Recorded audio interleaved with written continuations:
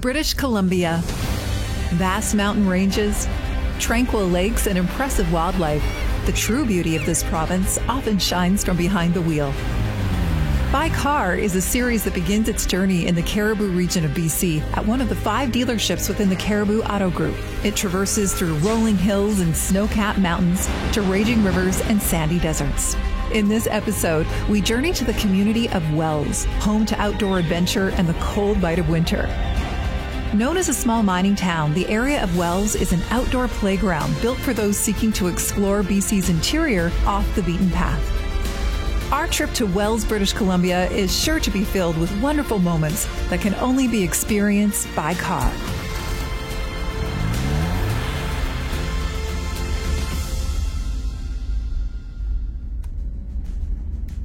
Located just 58 minutes or 78.7 kilometers down Highway 26 west from Fraser River GM in Quesnel, BC, is the small mining town known as Wells. Wells was established in the 1930s and was a major center for a time.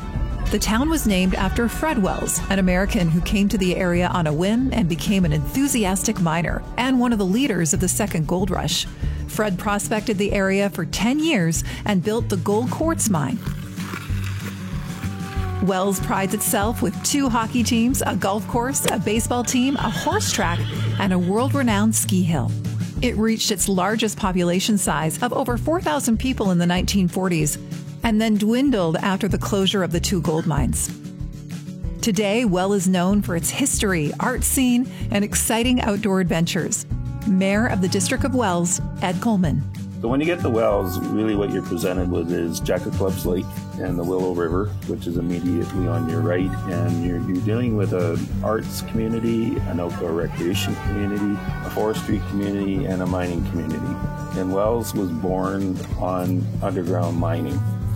And it still will be doing underground mining for another 40 years.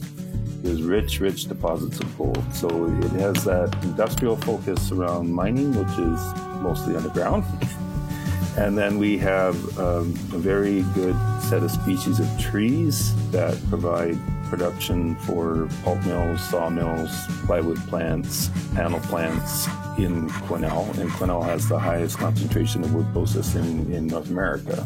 With your bear predators, you've got your grizzly, you've got your black bear, you've got some other animals that are larger and smaller cats, like cougars.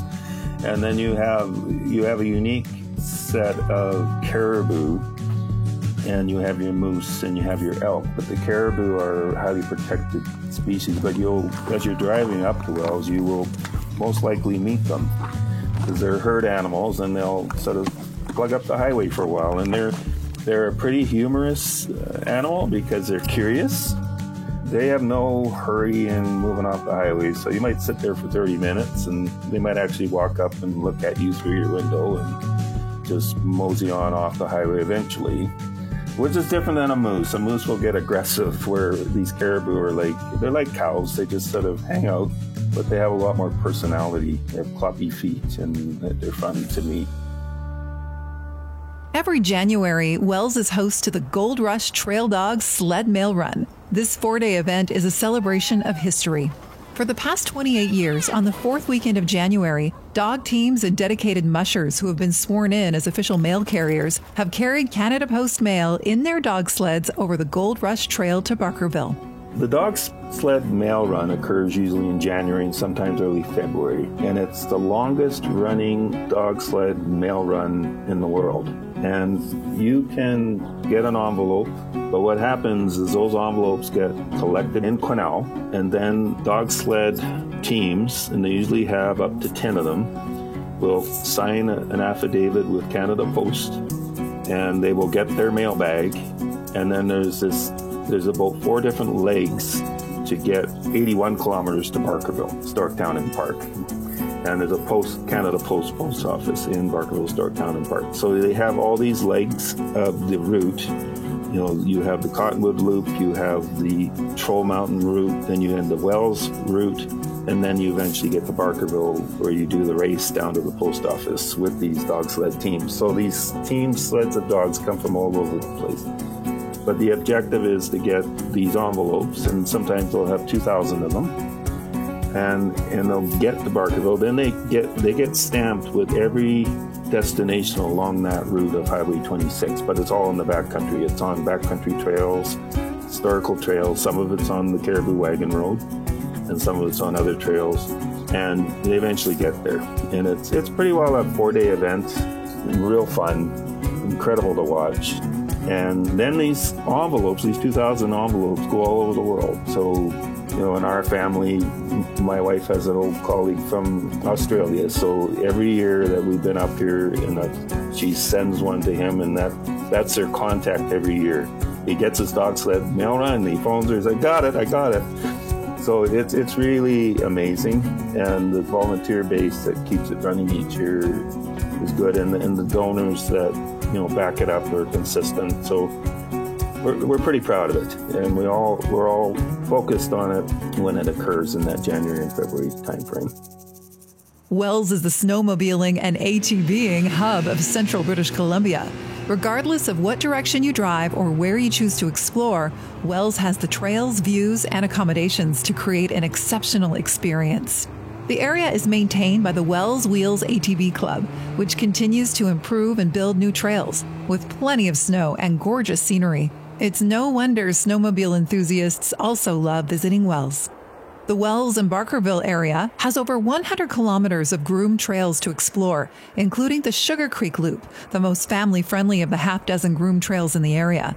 This 35-kilometer trail is rated for all skill levels. For more experienced riders, there's Yanks Peak, which begins at the X Road Junction. With an elevation of 1,905 meters, this trail takes you more than 4 hours to complete, with a couple of stops along the way to warm up. If traveling with kids, the original Gold Rush Trail is a great option for riders of all skill levels looking for a happy outing with various cabin stops along the way to relax, warm up, roast marshmallows, and share stories. No matter which trail you choose, 3 to 4 hours is a long time to be out in the backcountry with limited to no cell service. Being prepared is important. In 1925, the land within Bowron Lake Park was protected as a game reserve. It was later established as a provincial park in the early 60s. Traveling through this park by sled gives you a unique glimpse into an area with a rich history of First Nations and European use. In fact, you can still see evidence of a few old trappers' cabins, crumbling chimneys, and rotting mileposts.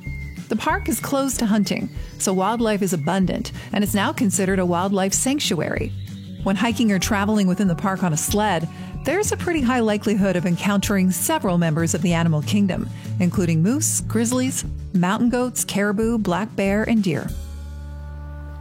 Those searching for paddling, backcountry camping, fishing, and wildlife will be able to tick off all of their boxes in Bowron Lake Park. During the warmer months, visitors load their canoes and fishing gear to take part in what's been described as a legendary trip that's both daunting and beautiful. The Bowron Lakes Canoe Circuit covers 118 kilometers, and 10 of them require portaging, meaning the canoe must be carried between bodies of water. This trek is a test for even the most experienced paddlers. The trip begins with a series of 3 grueling portages, all of which seem to climb more than they descend. Although the first 2 are challenging, the third is the worst. Here, it's not just about the physical effort, it's also about the mosquitoes, since it ends on a boardwalk that is often covered with water, particularly after the spring runoff. Once participants have completed this section of the canoe loop, they begin the paddle along Isaac Lake, a 38-kilometer journey that takes at least another 2 days. Along this lake, yet another obstacle appears: Whitewater Rapids. Navigating through Whitewater is not for the faint of heart. Like snowmobiling, it's an exhilarating experience that offers both excitement and a healthy dose of fear.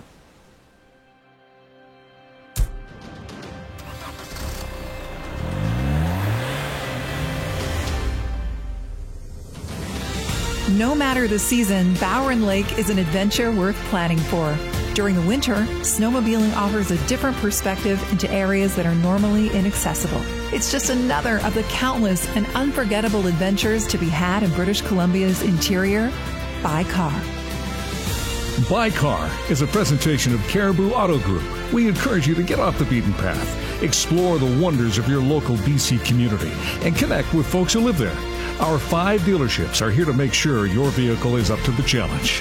Visit CaribouAutoGroup.com to contact one of our GM, Ford, or Toyota dealers. Thanks for listening.